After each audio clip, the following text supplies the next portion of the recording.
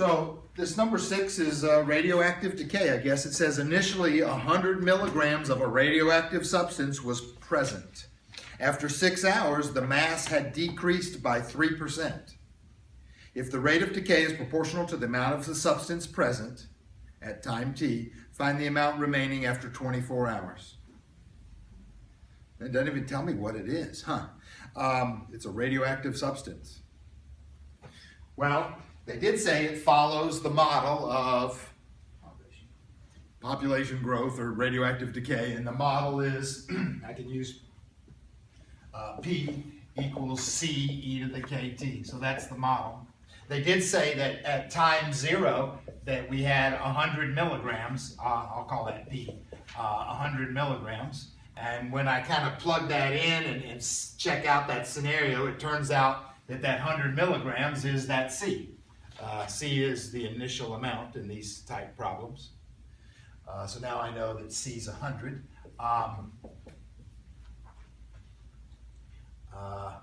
Okay, I get that by plugging in 100 there and a 0 there, and C is 100, right. Then what does it say? Oh, after 3 hours, no, after 6 hours, it decreased by 3%. Which, I guess I know what that means. After 6 hours, it decreased by 3%. Well, that was sure nice to give me 100 milligrams then. If it decreased by 3%, how much do I have? I guess I got 97 milligrams. I lost 3%. Okay, well, plugging that in helps me find K. That's all. It's pretty easy. It's too easy, really. I'll do that. That's 97. That's 100. And K I don't know, but I'm plugging in a 6 for T. When you divide by 100, you should divide by 100. That's interesting. You get that 0.97. You know, that's your 97% that's left. Remember it said we lost 3%? Yeah. So this is how we got 97% left. E to the K times 6. You log both sides.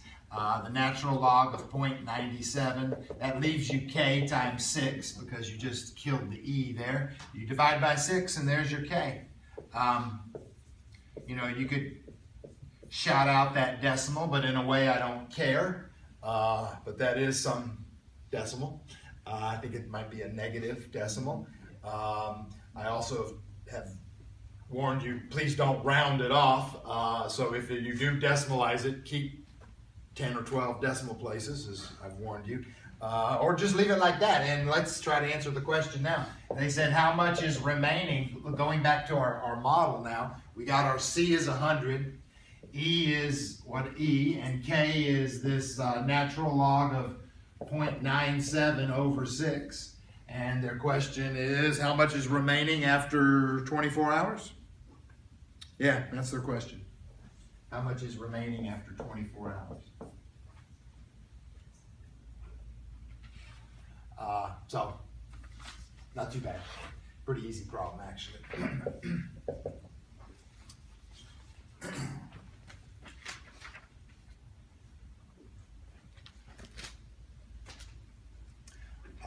Can you tell me? 88.5 milligrams, approximately. Really?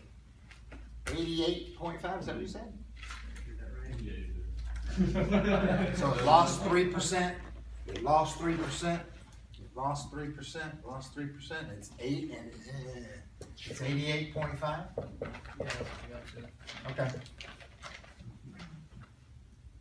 Seems like it would have lost more. What, hang on, what was it, 6 hours? Oh, 6 hours, yeah.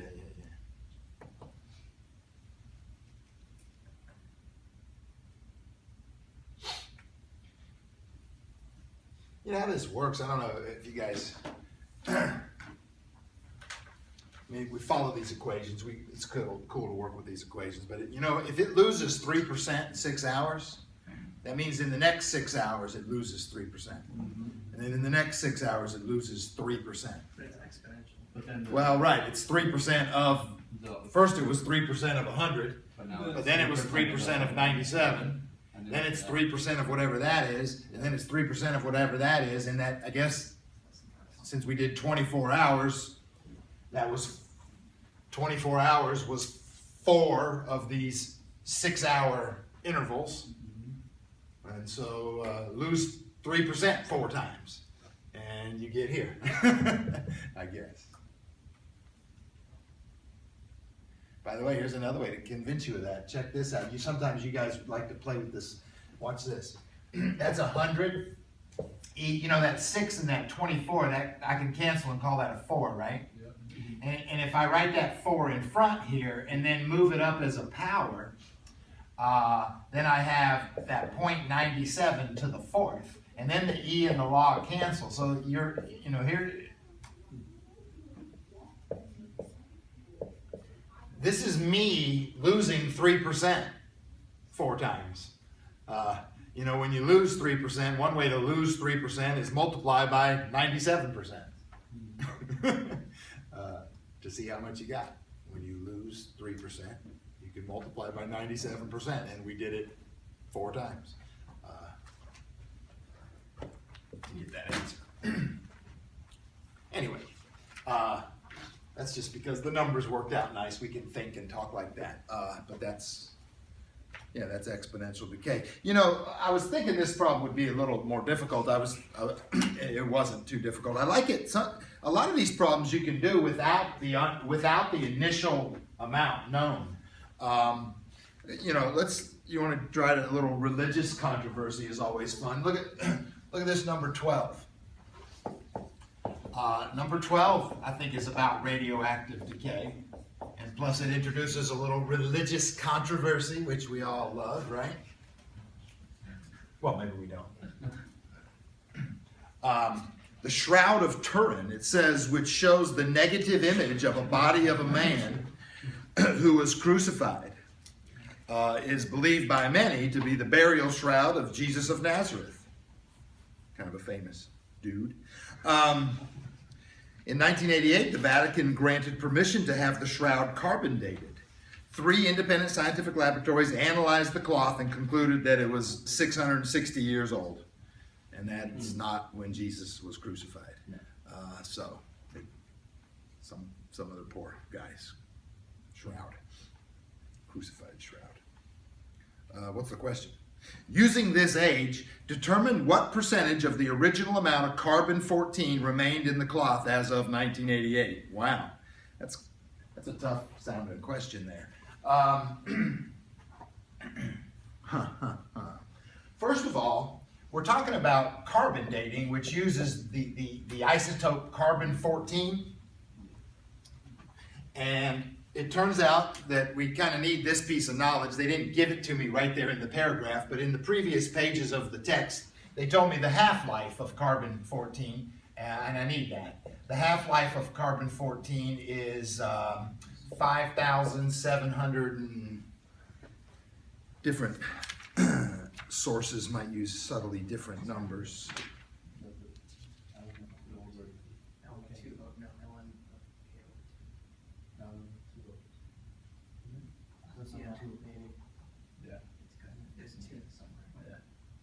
Okay, I'm reading a couple different things here, but I just read one where it says it's 5,730 years.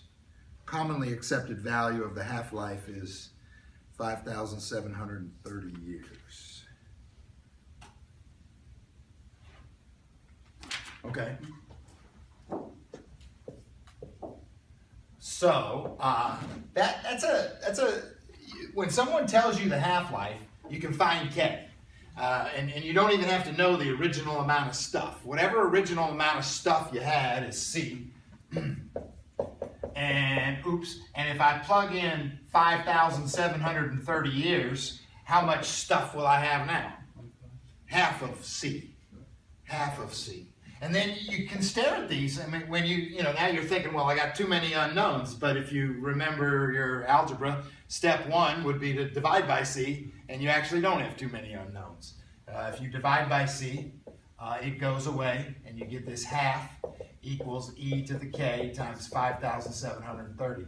So you can work on these problems without knowing the original amount sometimes if you work on percentages of the original amount. See, I was thinking I could have done that with the last problem. With the last problem, if I didn't know the original amount, they said I lost 3%. So I could have said that I'm left with 0.97 C, right, you guys? And then I could have divided by C, and I could have been right in the same boat without even knowing the original amount of stuff. You can find K. Anyway, I don't want to go back to the last problem. So we can find K, take the log of both sides. In fact, then this turns out this is sort of a formula for K. The natural log of a half divided by the half-life is K. Again, that's some decimal, some small negative decimal. I'll just leave it like that for the moment, but that's K. What's going on here? They said they were trying to find out what is the percentage. So when these guys did this experiment on the Shroud of Turin, they decided that it was 660 years old. And so the question is, how much carbon-14 did they find in the cloth? Huh. Again, I don't know how much to start with, but I got this unknown amount C I start with. I now happen to know K, which is this, the log of a half over 5730. I guess, so if I plug in the 660 years,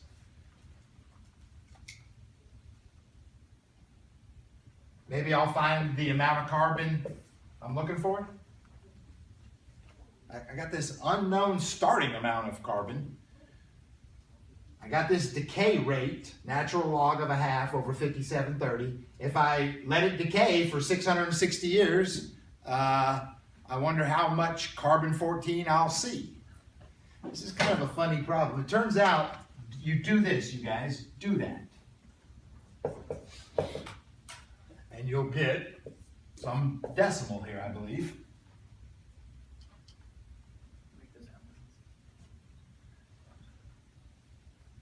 That's an ln up there, yeah. The ln of a half divided by 5730 times 660, E all that. I don't want 0.92. Yeah. 0.92326. 0.923. So after 660 years, whatever original amount we had, we now have 92% of that original amount. And we've answered their question. Yeah. Anyway, some of these radioactive decay problems can be kind of funny. Sometimes you're working with an unknown original amount, but you could still answer the question maybe.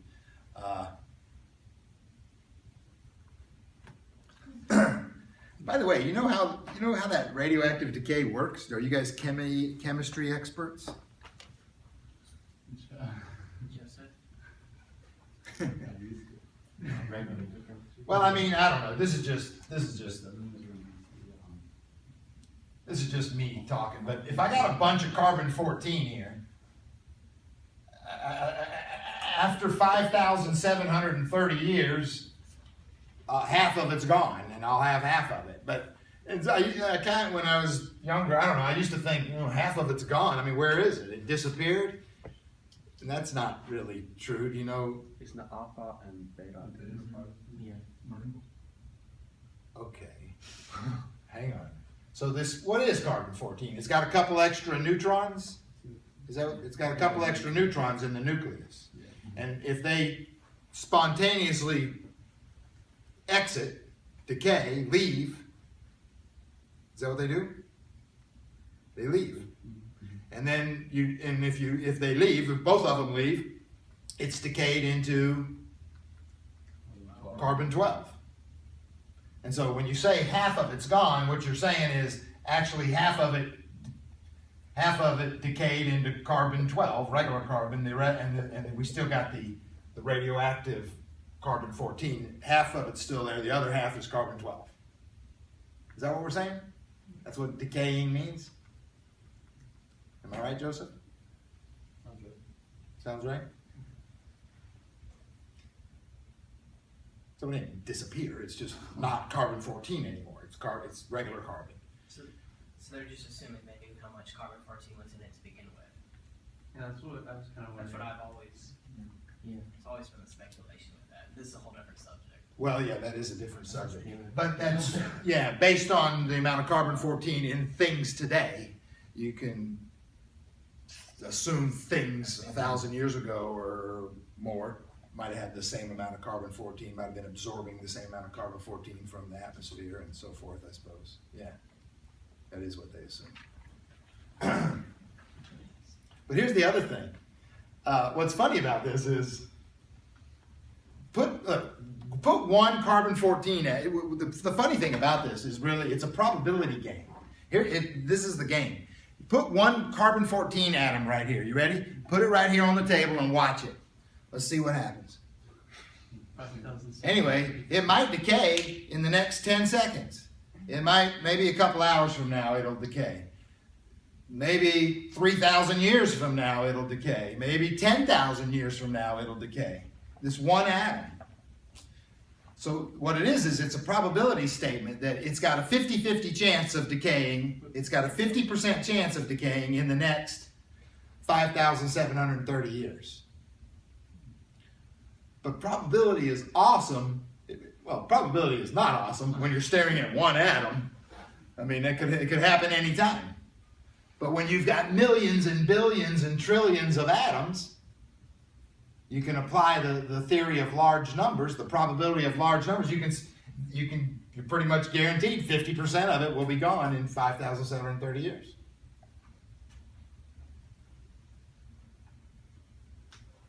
You know what I mean?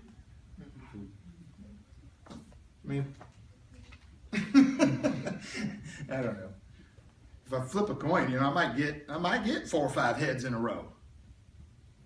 Wow, man. Flip 10 million coins. But if I flip a 10 million coins, I guarantee you I'm going to have right around 5 million heads. Right around 5 million Unless you're heads. like fingers like. Or it's a weighted coin. All right, anyway.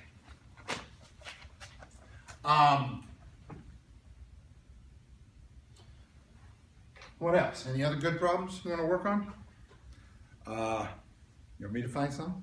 I have a question. I think Sure. I did it in class, but I couldn't find my notes on it. Okay. I think it was a piecewise of a tank problem. Yeah. Where during the second part of the piecewise, we kept the concentration, the bottom half 500 gallons. Right. But on the first part, we did something to the bottom of that A. Right. Of the denominator. I don't remember what we did. If we could do something like that. Well, sure, and we could. Sure. So here's a tank problem. I'll just make up a tank problem. I'm making up a tank problem. So this is a 200-gallon tank. I call that the capacity. Maybe it starts though with, it's got 80 gallons of water initially. This is me making up a problem. It's got 80 gallons of water with 50 pounds of salt in there initially. What we start to do is pour some stuff in. We pour some salt in there at, let's say the concentration we're pouring in is 2 pounds per gallon, and we're pouring it in at a rate of 3 gallons a minute. So this is awesome. This is a good old classic scenario here. Now,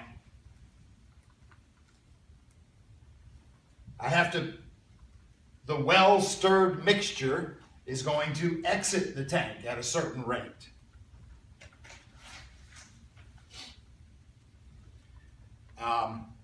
And then this is look here. This is kind of what dictates the 3 scenarios. There's 3 scenarios that can happen. If I'm exiting the tank at a higher rate than what's coming in. What's coming in is 3 gallons a minute.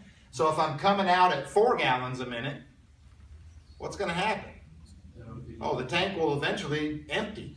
I mean, at some point I'll be empty. Right. And everything just going to be flowing right out. I mean, the problem should stop when it's empty. Okay. If I'm exiting at a lesser rate than what's coming in, it's going to fill up. And then we can speculate. I do like to talk about what happens then when it overflows. but hang on a second. It could also exit at the same rate it's coming in. Concentration changes. Then the level's not changing, but the concentration is changing, but the level of water remains the same. Okay, so listen. So if it's exiting at a lesser rate and the tank is filling up, once it gets to filling up, then it's a new problem, and what's pouring out of the tank is the same rate as what's coming in the tank. And that's why those denominators, I mean, to answer your question, but I probably should do a problem, but that's why those denominators were different. Okay. Once it started overflowing, it was a remain the same level type of problem. Okay. While it was filling up, it was a gaining water type of problem. You know, the truth is, I'd maybe like to do one that's emptying. So if you don't mind, I'm going to have it come out at, no. I'm going to have it come out at 5 gallons a minute. So this tank is emptying, you guys. Right, you guys? I mean, I can just look at that. I can see I'm losing, 2 gallons a minute. Okay, I'm just making a note of that. By the way, how much did it start with? Started with 80 gallons. 80 gallons. So when's this thing going to be empty? Thank you. That was easy, right? It's going to be empty in 40 minutes. It's losing 2 gallons a minute. And it started with 80 gallons, yeah. So the capacity of the tank was irrelevant in this problem. I mean, if it was a filling up problem, it would be relevant, but it's irrelevant. So now how do you write this DE? This is awesome. You ready? You write the DE like this.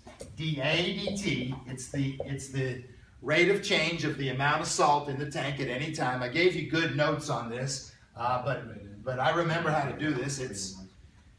It's the concentration coming in multiplied by the flow rate coming in.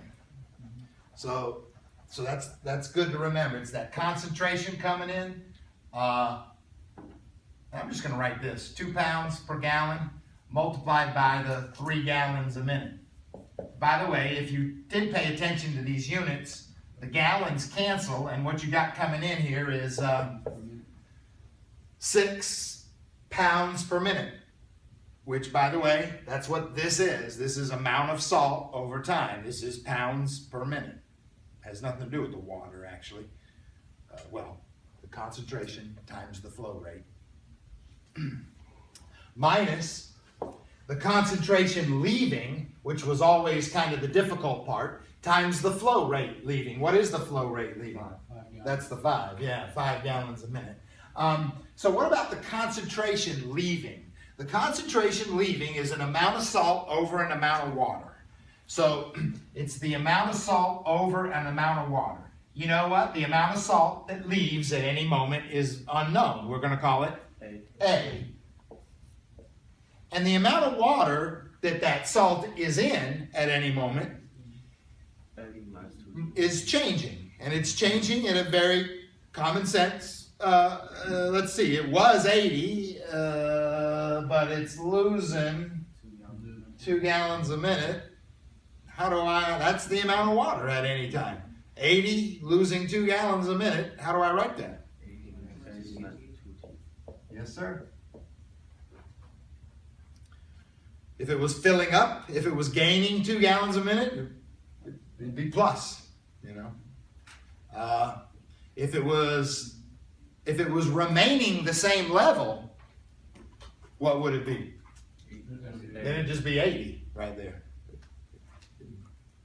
But that means the You got the same gallons coming flow in. rate, these two flow rates would have matched, right? Right. So there's all those scenarios. The book's problems take you through those scenarios. Whatever I've given you might take you through some of those scenarios. But now we got a DE. By the way, when you write a DE, it comes with an initial condition. What is the initial condition?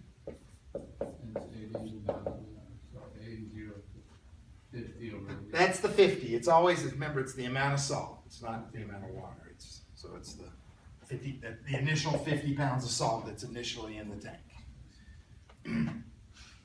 And then it's a nice DE, but you know these are the kind of the tougher ones to solve.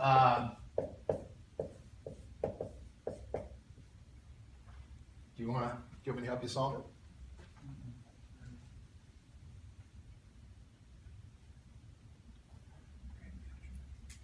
I mean, this is not, anyway, this is an emptying tank, which is not really what you asked me about, but we talked over all the scenarios, I guess. But actually doing these, is a little tough. I'll help you. Let's do it. I would do the integrating factor method, and I would move this guy over, and it becomes plus 5a over 80 minus 2t equals a 6. And the integrating factor is e to the integral of 5 over 80 minus 2t. Nice. Yeah. It's rather nasty little integrating factor. It's kind of how these problems work. What is it? Well, you're integrating this, I think it's going to be an ln. This is where sometimes I do some calculus in my head, you guys, and hopefully you can hang with me here. I think it's the ln of 80 minus 2t. But technically, and the 5 is out front, you're right, there's a 5 out front. And technically you did u substitution on that, which spit out a negative 1/2. So there's a negative 5/2 in front of us. You guys okay? That's me. I'm doing a little u substitution in my head. If you need help with that, please ask. But I'm doing a little u substitution in my head. It spits out a 1/2, a negative 1/2. Hey, do you know what to do now? You move that guy up. Well, you move him up, and then the e and the log cancel.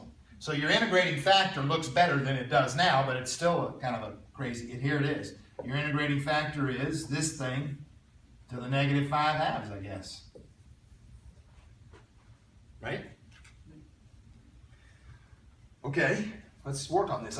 You multiply through by it. After you multiply through by it, you get this derivative of a product rule of that integrating factor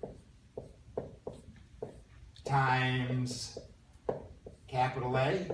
That's what happens on that left-hand side. When you multiply by the integrating factor, you end up with that. I'm sort of skipping a step there, but we've gotten used to skipping that step. You did multiply through by it, though, so it does show up over on this side. Here it is. 80 minus 2t to the negative 5/2. And now what? Now you integrate both sides. Integrating this side is easy.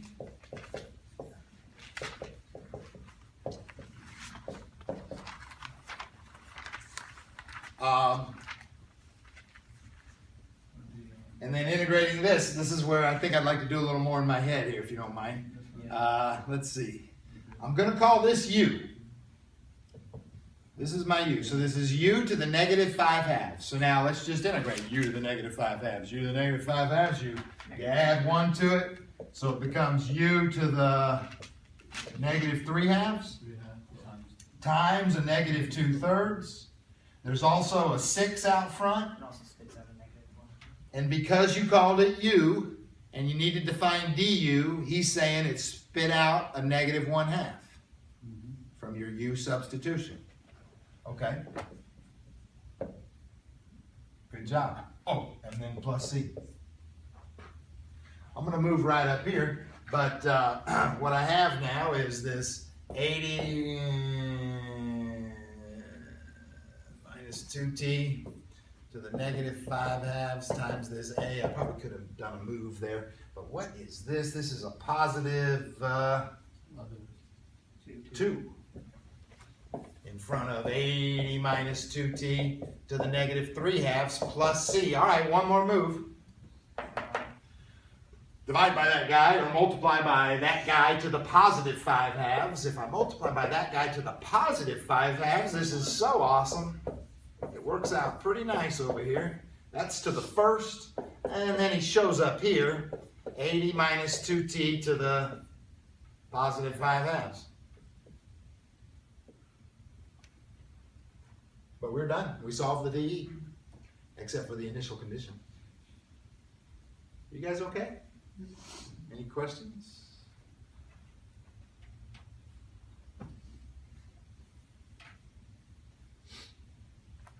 Yeah,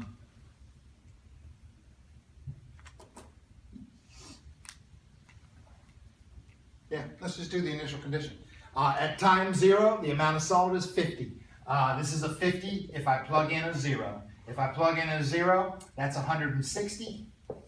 If I plug in a 0, I get a C multiplied by 80 to the 5/2. Great.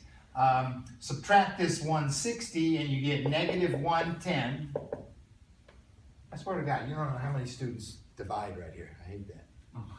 You subtract right here, then you divide in a couple seconds here, and you divide by 80 to the 5/2. And so C is some negative something. Can you tell me that? I would like this decimalized.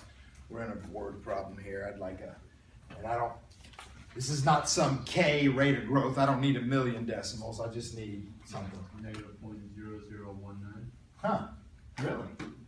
110 divided by this. Yeah, I guess so. 0.0019. Okay, thank you.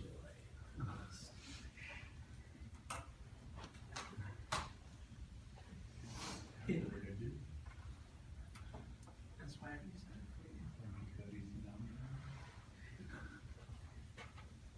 Hey, I got a couple things I might want to say here to add to this.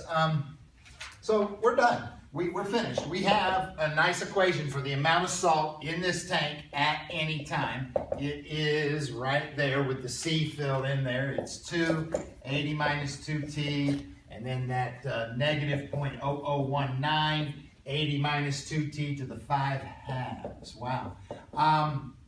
You know, it might be fun to pick up a graphing calculator and kind of see what this looks like. But we all know something. When t is 40, what did we say? When t is 40, the tank is empty. And if the tank's empty, there's no salt in it either. I mean, right there before it's empty, it's thick, salty water, I guess. Probably hardly any water. It's mostly salt. Well, it's 2 pounds per gallon, maybe. Anyway.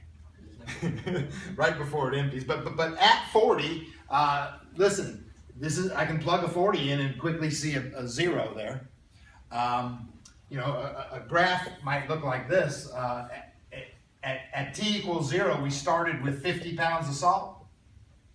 Now, you know, maybe the concentration grew a little bit or the amount of salt grew, but anyway, after 40 minutes, we're done. We're over. Maybe. I'm speculating. This is T, and this is the amount of salt. I'm kind of just speculating on this graph, but I'm thinking it gains some concentration for a while, but then it's empty. I'm not sure if I'm right about that. Anybody graphing it? It's set kind of a window of some sort.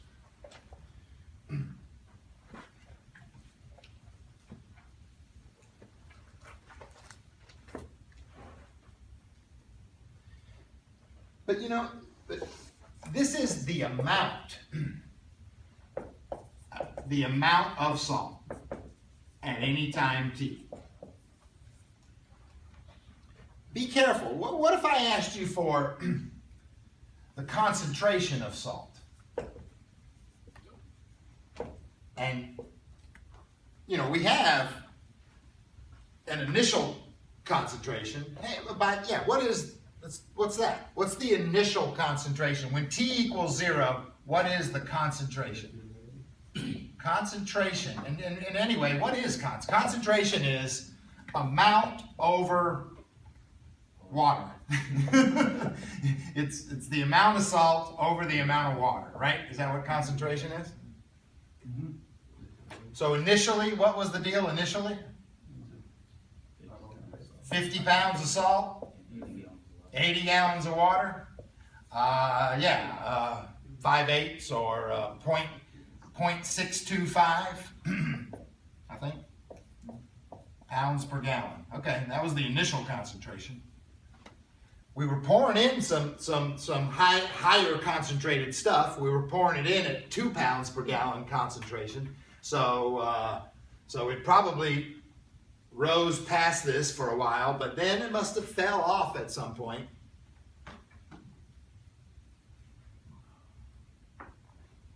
Has anybody confirmed my graph, by the way? Is it- Yeah, that's right. That's pretty much it? Yeah. Okay. But look, okay, so now I'm asking for the concentration. Look what I'm going to ask for. The concentration at any time. So we got the incoming concentration. We got the initial concentration. That's a number. But I want the concentration at any time, which means I think what I would need would be the amount of salt at any time. Where's the amount of salt at any time? Thank you. That's the answer to the DE. The amount of salt at any time divided by the amount of water at any time. And what is the amount of water at any time? We've already broached this subject. What was the amount of water at any time? Oh, that was the 80 minus 2t. Right, the initial 80. Yeah, that's what that was. So this is something different. This is the concentration at any time. And like I said, it's basically that function divided by the 80 minus 2t. And if you divide the 80 minus 2t out of that function, this is a different looking function. I'm going to call it c of t. You got to be careful. We got too many c's running around this place, but it's concentration at any time. And here's what it is. It's this guy divided by 80 minus 2t. So I guess it's a 2 minus 0.0019, 80 minus 2t to the 3/2. And it might be kind of fun to sketch a graph of this. I don't know. Or how about this? What happens at 40 minutes? This is interesting. Remember 40 minutes, the whole tank's empty? What happens at 40 minutes if you plugged a 40 in here?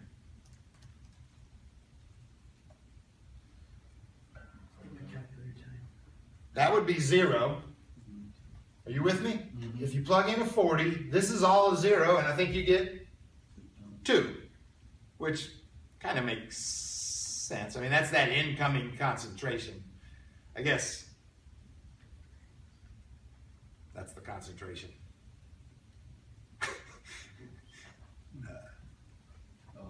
It just pours right out. It pours. It's just this concentration coming straight through.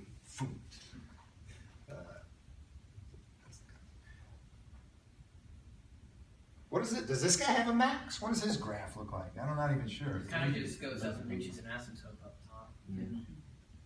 Or goes to. Oh, it approaches 2, we decided. Yeah, we decided it approaches 2. And it starts at 0.625. You definitely need a whole different scale. I mean, this scale doesn't work. But yeah, I got you. It started at 0.625, and it's kind of got this look to it here. The truth is, not really maybe an asymptote. The truth is, at 40, this problem is over. And it actually touches 2. At 40, it is 2. We kind of just said that. That's interesting. So the concentration just builds to that point. Huh. Well, the amount reaches a max. But that's kind of interesting. When the amount is at its max, it's not at its max concentration.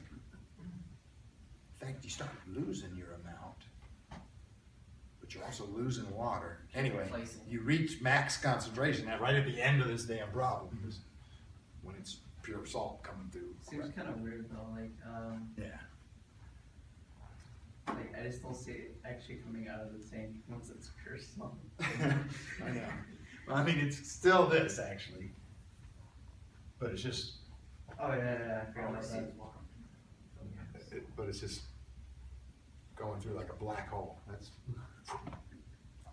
not lingering at all. It's exiting quick.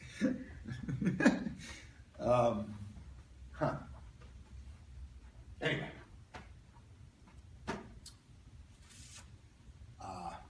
Yeah.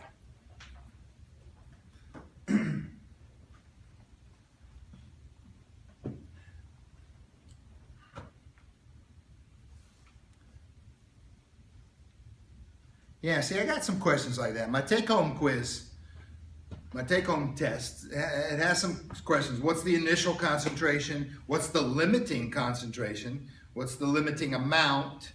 So there's some discussions like this.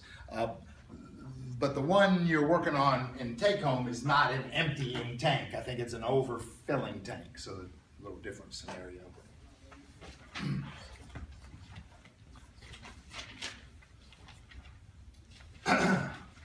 What else, you guys? Any other good problems?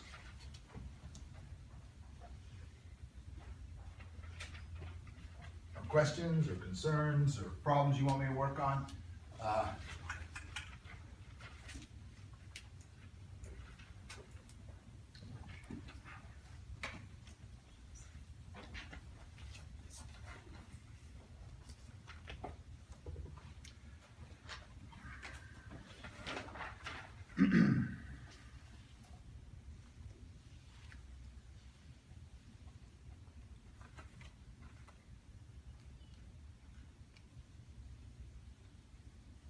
Let's try this guy. You ready for this? I got one for you.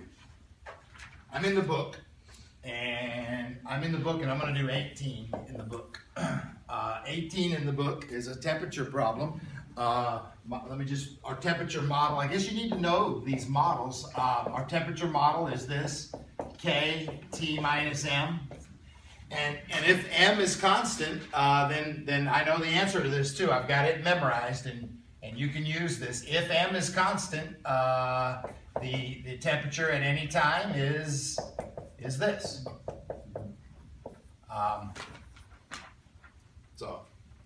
But hang on.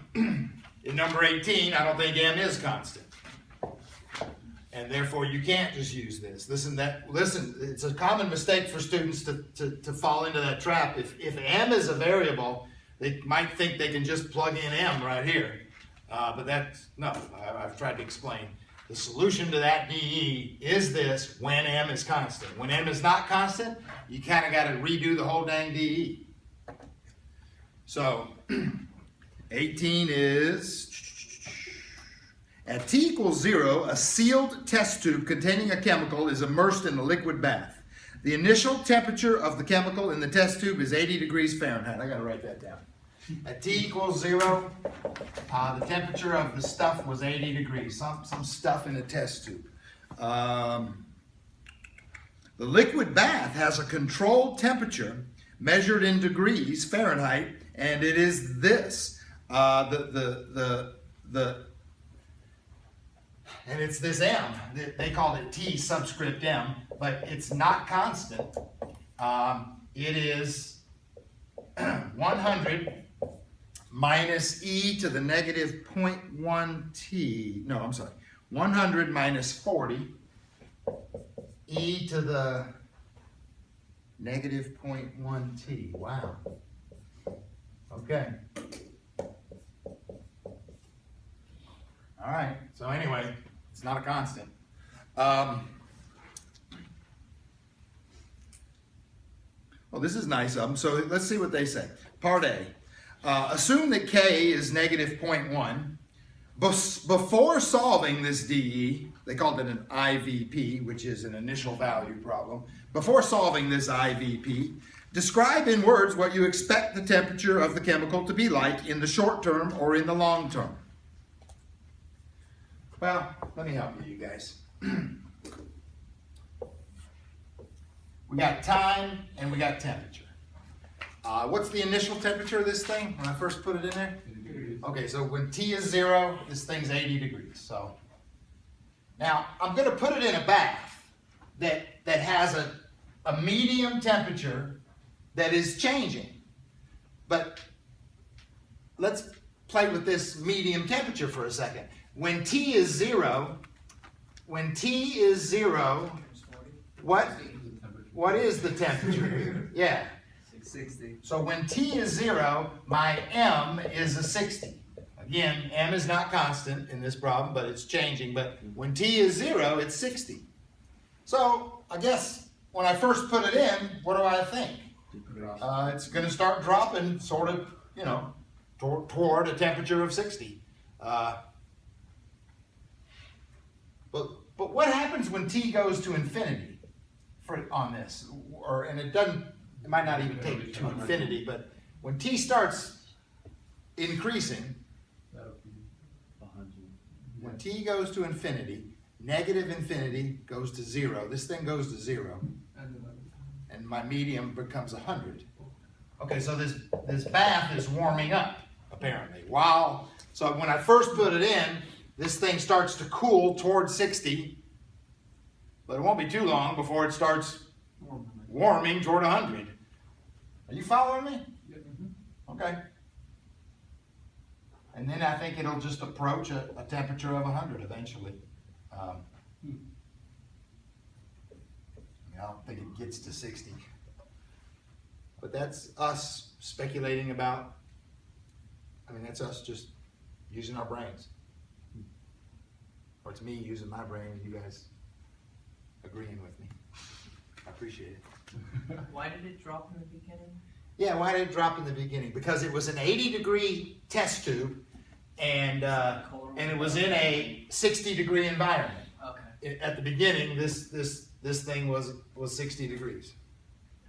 within that, they might be. So if you put an 80-degree thing in a 60-degree environment, it's going to start cooling towards 60. But what's funny is that environment was warming up, immediately began to warm up. In the long term, it's going to get to a temperature of 100. So probably not that long. I said let t go to infinity, but the truth is, I don't know. That thing too.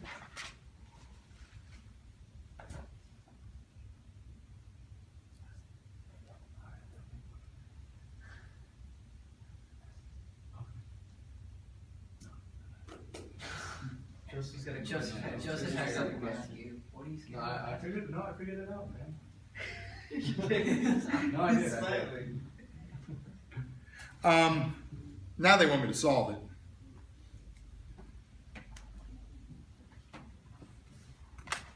How do I solve it? I don't know if I want to solve it, but I can try to solve it. It was fun. That was fun, just speculating. I like speculating. Speculating is fun. Solving is fun too. But they told me to solve this. They said assume k was a negative 0.1. So I'm going to put a negative 0.1 in for k. And then I got my temperature as my variable. But now this m is what? What's my m? 100. Thank you. It's that function right there. So I'm putting it in parentheses. If I'm subtracting it, I'm putting it in parentheses. And here I am. Right. This is my DE to solve. Thank you. I think I'll distribute this 0.1, and when I do, I'll move this temperature, capital T, to the other side of the equation. That'll be, dt dt plus a 0.1 t. Are you guys following me?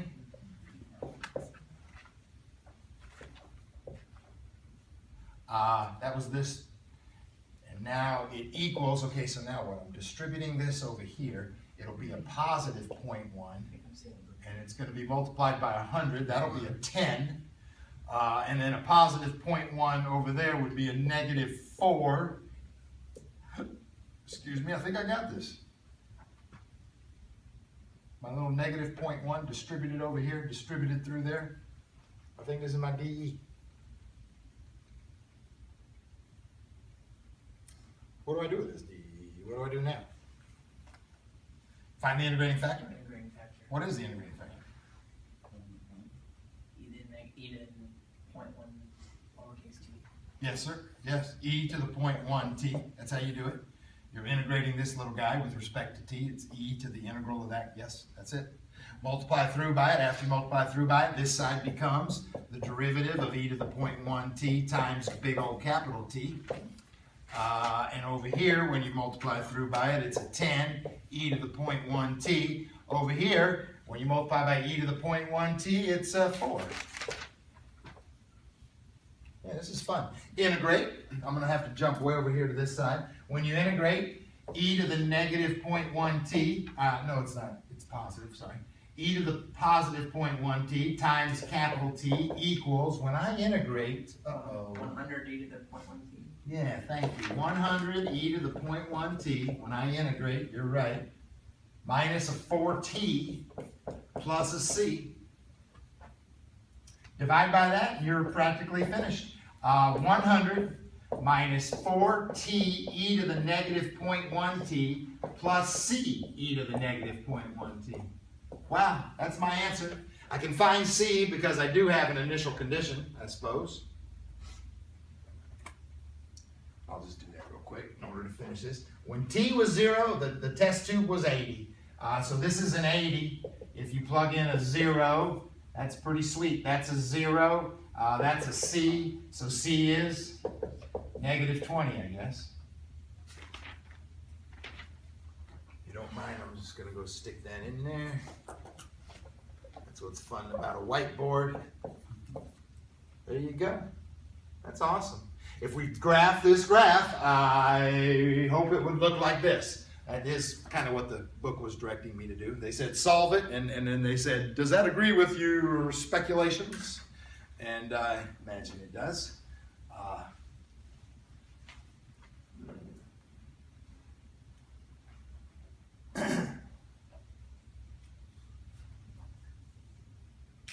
That was pretty good, man.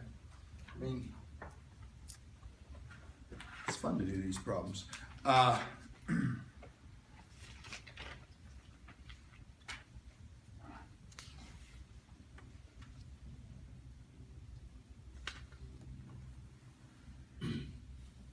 the graph looks a lot like what you drew.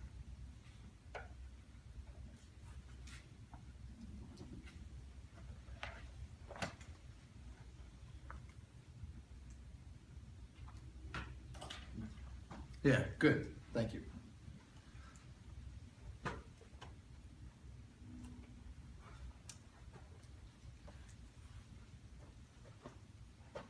Well, I don't know. You know, it's fun to flip through this book, but I know you guys are too busy to do that.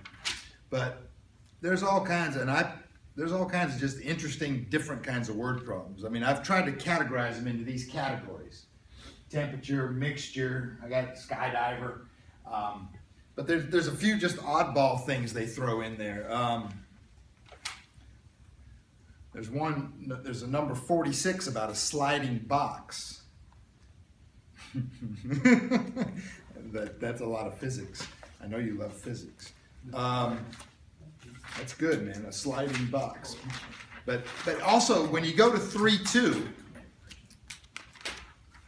they have that logistic equation, and I only was able to assign a couple problems because there's only, then they got all these twists and turns about the logistic equation. Like this one. Watch this one. I'll show you something. Here's a logistic equation. We talked about logistic growth. Just it doesn't grow forever. It's limited a little bit, or the rate at which it grows begins to slow down. The rate at which it grows begins to slow down. But look at this model. This model has a minus h. This would be if you had a population of fish, and every once in a while you went and harvested a bunch of fish. That's what that h is for. You snatch 200 fish out of the pond every once in a while. Well, you're in the business of selling fish or something. The fish are harvested. If a constant number are harvested from the fishery per unit of time. Yeah, that would be like 200 fish per year we take out of here. 200 fish per year, I guess it would be a rate there. But then they speculate on what would the population look like. But what they say to do is pretend I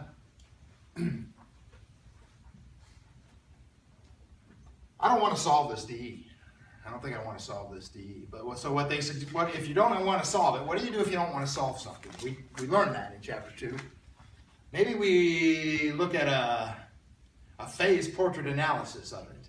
Because it's in what they call an autonomous DE, I could play this game where I set it equal to 0. Remember that? Mm-hmm. And I could speculate on when this equals 0. Now, with that, we could do it with this. That was our logistic model. So do we need to have a value for h?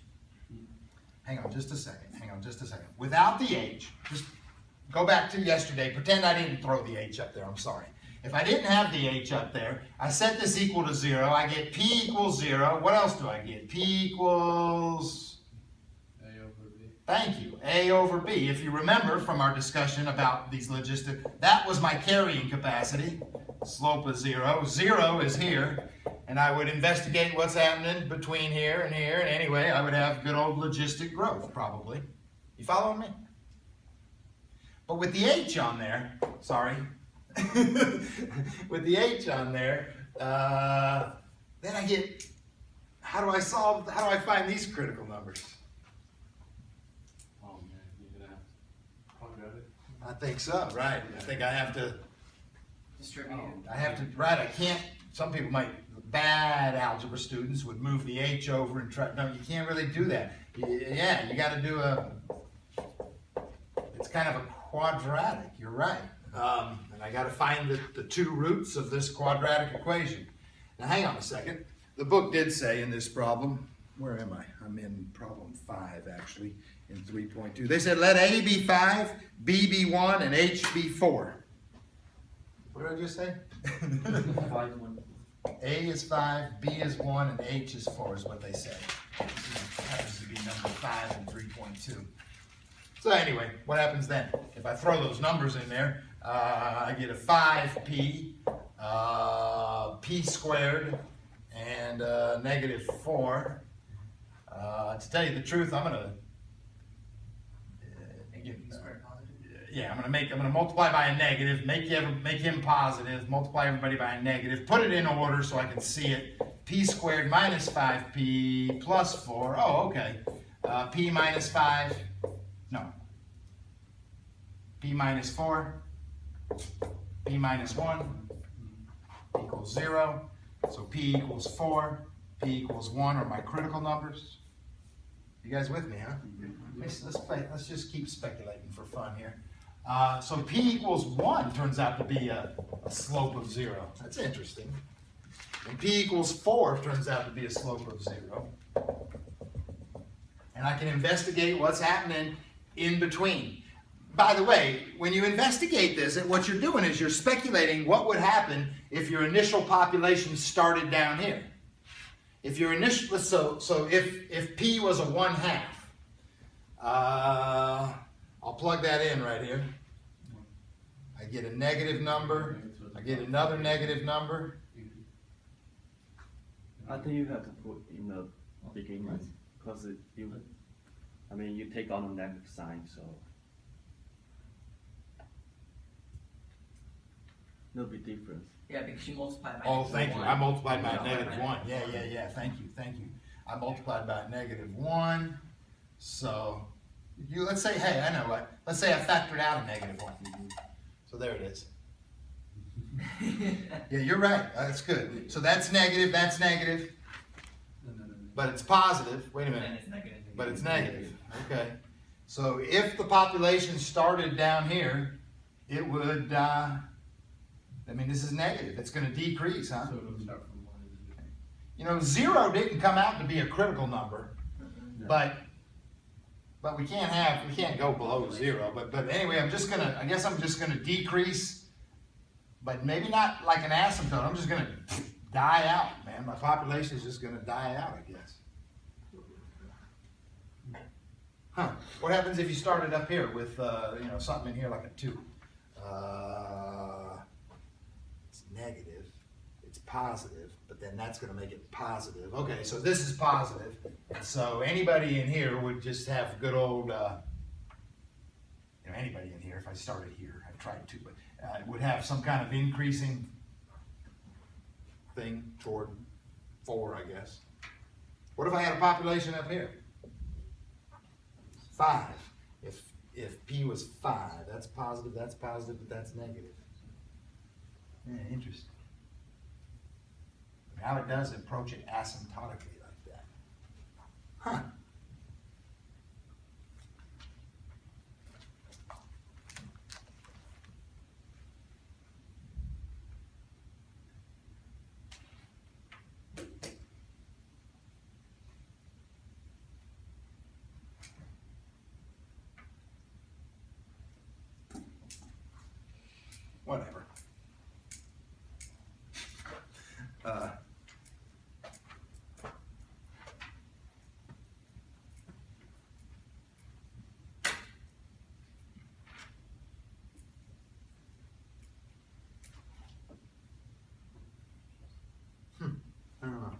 say about that. If you're harvesting some fish, you create this alternative scenario. If you start with too little fish, you better not harvest fish, apparently. Or you better start with more fish, and then you can harvest fish.